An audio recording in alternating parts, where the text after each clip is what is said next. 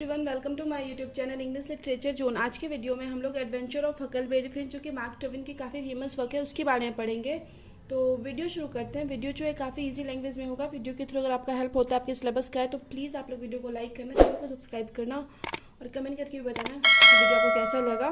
क्योंकि no doubt इसी notes के लिए आप पेड करते हो, बहुत जगह पे पेड करने के बाद नोट्स मिलता है। तो प्लीज़ आप लोग की अगर वीडियो के थ्रू हेल्प हो रही है ना तो प्लीज़ आप लोग भी चैनल को सब्सक्राइब करना। ठीक है, तो वीडियो शुरू करते हैं। Adventure of Huckleberry Finn is one of the Mark Twain's best known and most important novels. मतलब मार्क ट्वेन का वन ऑफ द फेमस और महत्वपूर्ण नॉवेल के रूप में जाना जाता है।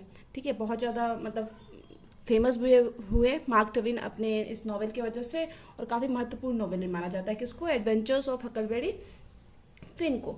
It familiarizes us with the events, ये हम लोग को अवगत करवाता है उस इवेंट से, घटना से, of the novel that published before it, उस नॉवेल की घटना से परिचित करवाता है जो इससे पहले पब्लिश करवाया गया। एडवेंचर ऑफ हकलबेरी फिन से पहले जो नॉवेल पब्लिश करवाया गया ना, उसकी घटना के बारे में हम लोग उससे परिचित करवाता है हम लोग को। The adventure of Tom Sawyer, ठीक है, एडवेंचर ऑफ टॉम सॉयर से भी परिचित करवाता है। Both novels are set in the town of St Petersburg town में इसको सेट किया गया था, सेटिंग रखी गई थी दोनों नॉवेल की। Which lies on the bank of Mississippi river, जो कि स्थित है मिसिसिपी रिवर के किनारे। It was first published in the United Kingdom in December 1884, इसको पहली बार पब्लिश करवाया गया दिसंबर 1884 में। And in United State in February 1885, और यूनाइटेड स्टेट में पब्लिश करवाया गया 1885 में। It is also known for its colourful description of people, या कलरफुल डिस्क्रिप्शन, लोगों की अलग अलग जगहों की व्याख्या के लिए भी जाना जाता है, अलग अलग प्रकार के लोगों की व्याख्या के लिए भी जाना जाता है। And places along the Mississippi river, और मिसिसिपी रिवर के आसपास का जो एरिया है उसका भी डिस्क्रिप्शन के लिए, उसकी भी व्याख्या के लिए जाना जाता है ये novel. The novel is scathing satire on, ये नॉवेल एक तीखा सटायर है, इट मीन्स व्यंग है। इंट्रेंस्ड एटीट्यूड्स, एक इंट्रेंस्ड एटीट्यूड्स, एक रवैये के प्रति, पार्टिकुलरली रेसिज्म एंड फ्रीडम, जो कि रेसिज्म इट मीन्स जातिवाद और फ्रीडम से रिलेटेड हो, ठीक है, उस पर एक सटायर है, व्यंग है। The book was widely criticised upon release because of it's, book को जब रिलीज किया गया, इट मीन्स पब्लिश करवाया गया, तो बहुत ज़्यादा इसको क्रिटिसाइज किया गया, इट मीन्स जज किया गया, because of its extensive use of language and racial epithet, इसको रेजियल एपिथेट इट मीन्स जातिवाद जैसे शब्द का, वर्ड का जो यूज़ किया गया था इस नॉवेल में बहुत अपर लेवल पे, तो उस चीज़ के लिए इस नॉवेल को बहुत ज़्यादा क्रिटिसाइज भी करवाया गया। The author of adventure of Huckleberry Finn is mark Twain, इसके जो ऑथर हैं मार्क ट्वेन है। Who was an American writer, जो कि एक महान अमेरिकन राइटर हैं, थे, ह्यूमरिस्ट थे, ह्यूमरिस्ट जो कॉमिकल वर्क लिखते हैं, एंटरप्रेन्योर थे, पब्लिशर थे और लेक्चरर थे। His real name is Samuel Langhorne Clemens, उनका real name Samuel Langhorne Clemens था। He was also known as the greatest humorist the United State had produced, United State के greatest humorist के रूप में जाने जाते हैं Mark Twain. His novel such as, ऐसे तो इनका नाम मार्क ट्वेन है बट रियली में रियल नाम इनका सैमुअल लैंगहॉर्न क्लेमेंस है, बट इनको जाना जाता है, मेनली इनको प्रसिद्धि मिली मार्क ट्वेन के नाम से। फिर आगे है हिज नॉवेल सच एज, उनका जो कुछ नॉवेल है, the innocence abroad, the adventure of Tom Sawyer, the adventure of Huckleberry Finn, एक Connecticut Yankee in King Arthur's court, are considered his masterpiece, यानी उनका प्रमुख वर्क माना जाता है इन सब नॉवेल को। ट्वेन्स ट्रैवलॉग्यूज क्या होता है ना, जिसमें ट्रैवल के बारे में डिस्कस की गई हो, इट मीन्स यात्रा का वर्णन किया गया हो। तो जो यात्रा ट्रेवेंस का जो ट्रैवलॉग्यूज था, जिसमें वो अपने जर्नी के बारे में, यात्रा के बारे में लिखते हैं। लाइफ ऑफ द मिसिसिपी एक पहला था, और सेकेंड था and roughing it, are prized for their humorous insight into American life in the late 19th century, इसको बेशकीमती वर्क माना जाता है जो बाद के 19th सेंचुरी के लाइफ को प्रेजेंट करता है। अब आगे H.L.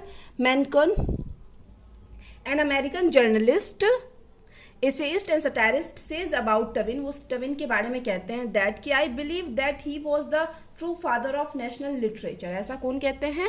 H.L. Mencken। फिर आगे William Faulkner, also called William Faulkner भी उनको कहते हैं, हैं the father of American literature के फादर कहते हैं। द नॉवल मेजर थीम, इस नॉवल का जो मेन विषय है वो है एक कन्फ्लिक्ट रिलेशन, एक संघर्ष भरा रिलेशन दिखाता है, संबंध दिखाता है between natural and culture life, natural और कल्चर लाइफ के बीच में, ठीक है, लाइफ स्टाइल के बीच में। And it also examines institutionalised racism it means फिर से इंटू समाज में जो जातिवाद चली आ रही थी उसकी व्याख्या करता है। And explores themes of freedom, civilisation और प्रिजुडाइज के थीम को भी मतलब के बारे में डिस्कस करता है। अब आगे ये थीम देख लिए नॉवेल का, पोएट के बारे में भी डिस्कस कर लिए, नॉवेल का इंट्रोडक्शन भी देख लिए। अब मेनली स्टोरी पे हम लोग आते हैं।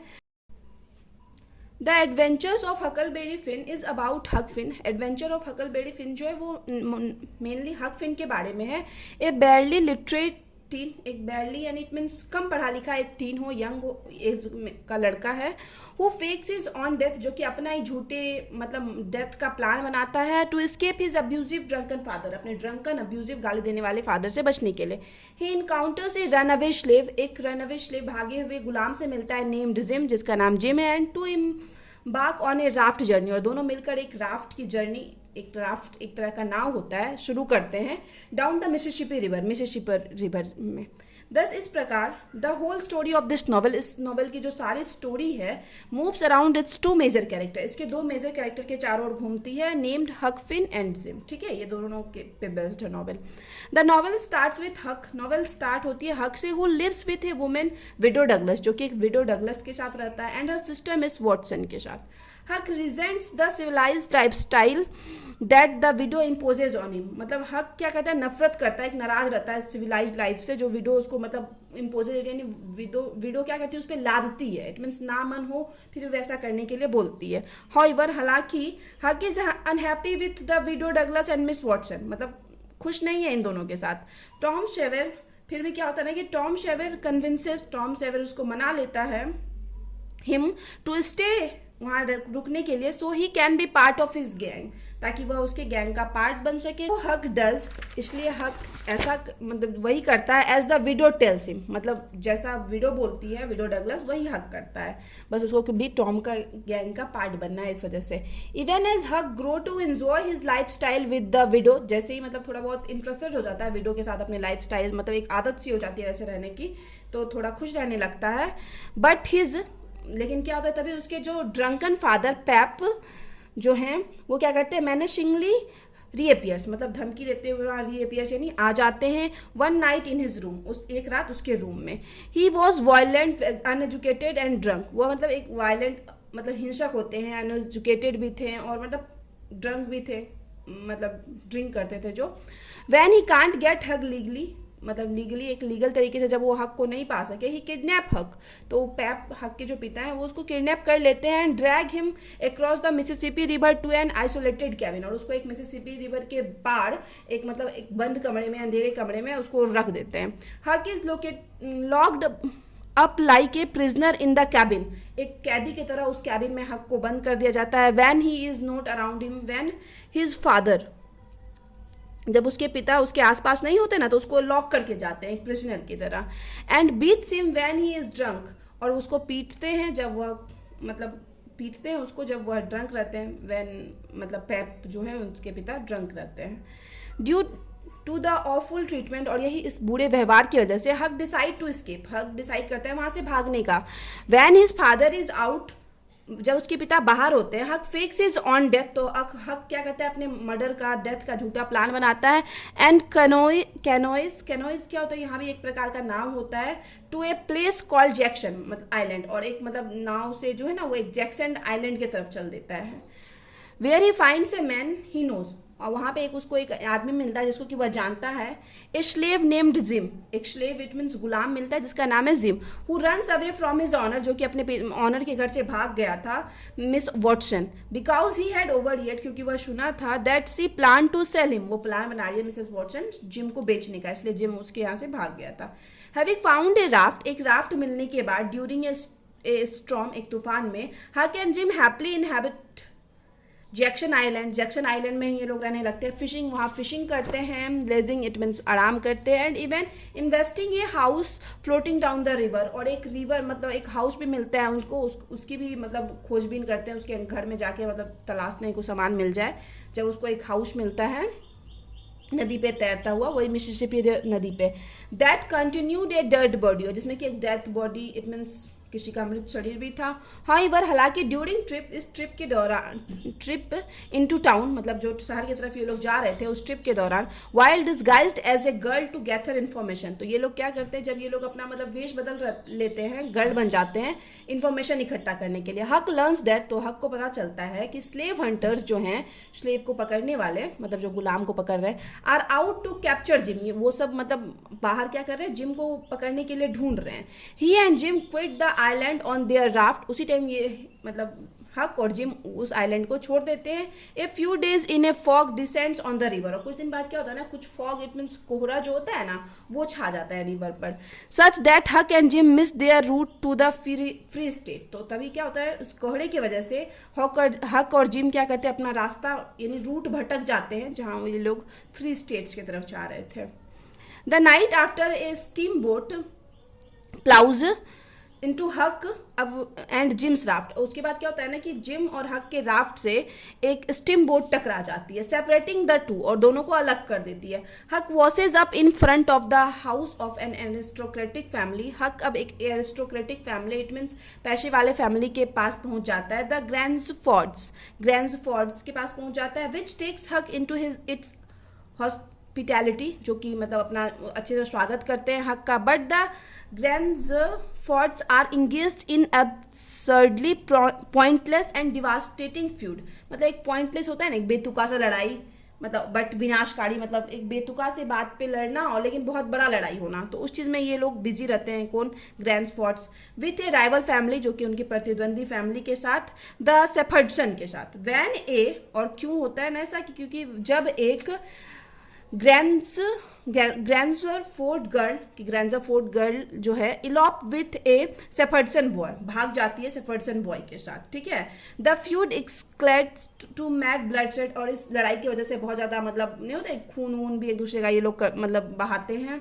हक हैविंग हियर दैट, हक यह सुनने के बाद दैट की gym is in hiding near by, कि जिम भी यहीं कहीं आसपास छुपा हुआ है। ही एंड जिम, वह और जिम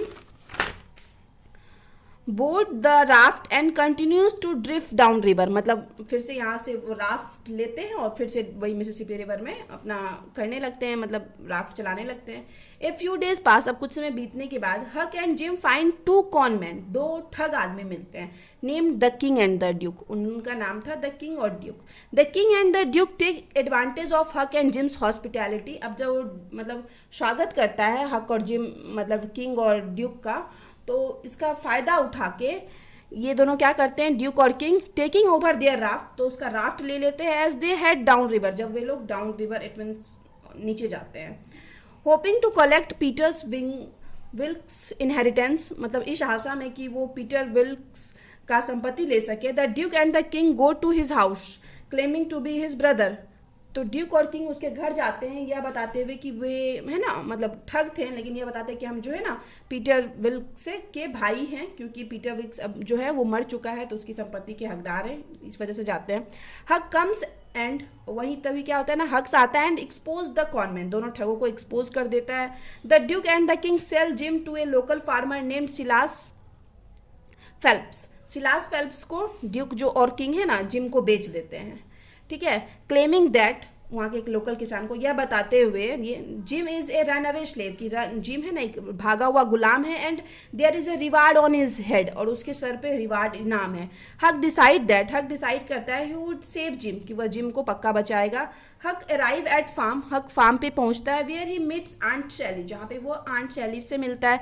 हक लर्न दैट, हक को पता चलता है that uncle Silas and aunt Sally are Tom Sawyer's relatives, Tom Sawyer के रिलेटिव हैं, जो शुरू में हम बताए थे ना, टॉम सॉयर का मतलब ग्रुप ज्वाइन करना चाह रहा था, स्टार्टिंग में बताए थे, तो वही पता चलता है इसको कि ये दोनों टॉम सॉयर के रिलेटिव है। टॉम एग्रीज टू हेल्प हक, अब टॉम भी मान जाता है हेल्प की मदद के लिए। In he helping Jim escape from captivity, की मतलब मदद करेगा जिम की उस कैद से निकलने में।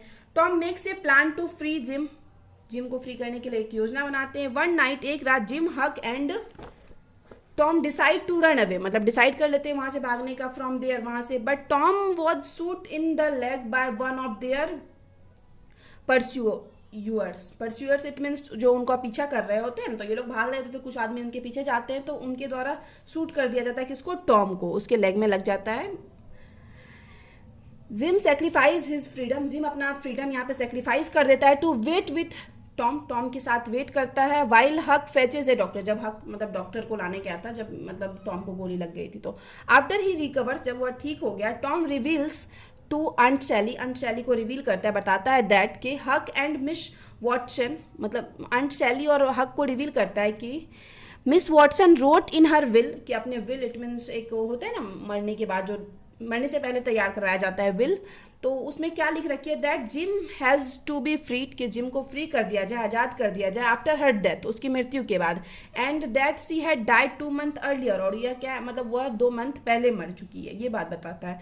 आफ्टर थिंग आर स्ट्रेथेंड आउट, और जब जो सब कुछ धीरे धीरे सही होने लगा, इट मीन्स यहाँ पे क्या हो गया, बोल दिया क्या कि ऐसा बोली है, मतलब मिस वॉटसन ऐसा बोली है कि जिम को आज़ाद कर दिया जाए, तो यहाँ जिम मतलब आज़ाद हो गया।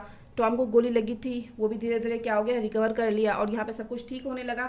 जिम रिवील्स टू हक, जिम रिवील मतलब बताता है हक को, दैट पैप इज डेड, कि पैप मर चुका है। पैप कौन, हक के पिता जो है मर चुके हैं। हक ऑल्सो लर्न दैट, हक को पता चलता है ही स्टिल हैड $6,000, कि उसके पास अभी भी $6,000 है, इन जज थैचर सेफ कीपिंग, जज जो थैचर हैं मतलब अच्छे से रखे हुए हैं उसके कितना $6,000 को, and he is free to do what he wants, और अब वह फ्री है जो भी वह करना चाहता है। Fearful to being adopted by aunt Sally, अब इसको थोड़ा सा डर लगता है कि कहीं ऐसा ना हो कि आंट सैली उसको फिर से अडप्ट कर ले, एंड सिविलाइज्ड अगेन, और फिर से सिविलाइज्ड बनाने की कोशिश करे। Huck decide that he is going to go west, कि वो डिसाइड करता है कि वह वेस्ट की तरफ जाएगा। दस इन दिस नॉवल, इस प्रकार इस नॉवल में, there are no adventures to be had without Jim, मतलब कोई भी ऐसा एडवेंचर नहीं है, मतलब एडवेंचर क्या, जोखिम वाला काम जो बिना जिम के हुआ हो, मतलब हर जगह एडवेंचर में जिम जरूर शामिल होता है। बिफोर जिम एंट्रेंस, जिम के प्रवेश करने से पहले, ऑन जैक्सन आइलैंड में, हक इज लोनसम, हक अकेला था। The principal purpose of Huck's journey is, Huck के जर्नी का मेन जो उद्देश्य था, is to free the nigger, to free the nigger, nigger क्या होता है ना, एक तरह का कास्ट है जो मतलब काले होते हैं जहाँ के लोग, तो उसको फ्री करवाना। तो जिम जो है एक निगर है, इट मीन्स थोड़ा काला रंग का है, जहाँ पे मतलब एक टाइम होता है ना कि अमेरिका में काले लोगों के साथ भेदभाव होता है, तो उसी चीज़ के बारे में ये नॉवेल लिखती है। इस वजह से इस नॉवेल को बहुत ज़्यादा क्रिटिसाइज किया गया था अपने टाइम में। तो जिम फ्रॉम स्लेवरी, मेन जो है प्रिंसिपल पर्पस हो जाता है, उद्देश्य हो जाता है हक के जर्नी का, लाइफ का, कि वो निगर इट मीन्स जिम को उस मतलब गुलामी से आज़ाद करवाएगा। फिर आगे है शो, इसलिए the adventure of Huckleberry Finn is known as one of best work of American English literature, American English literature का one of the best work माना जाता है हकलबेरी फिन को।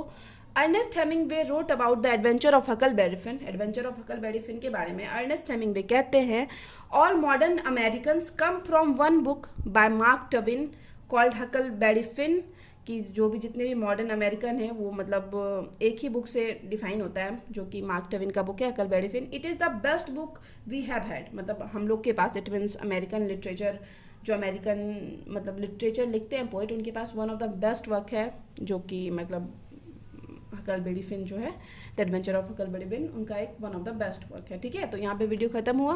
वीडियो अगर आपको अच्छा लगा, आपके लिए हेल्पफुल है, तो प्लीज़ वीडियो को लाइक करना, चैनल को सब्सक्राइब करना और कमेंट करके बताना वीडियो आपको कैसा लगा। मिलते हैं नेक्स्ट वीडियो में नेक्स्ट टॉपिक के साथ।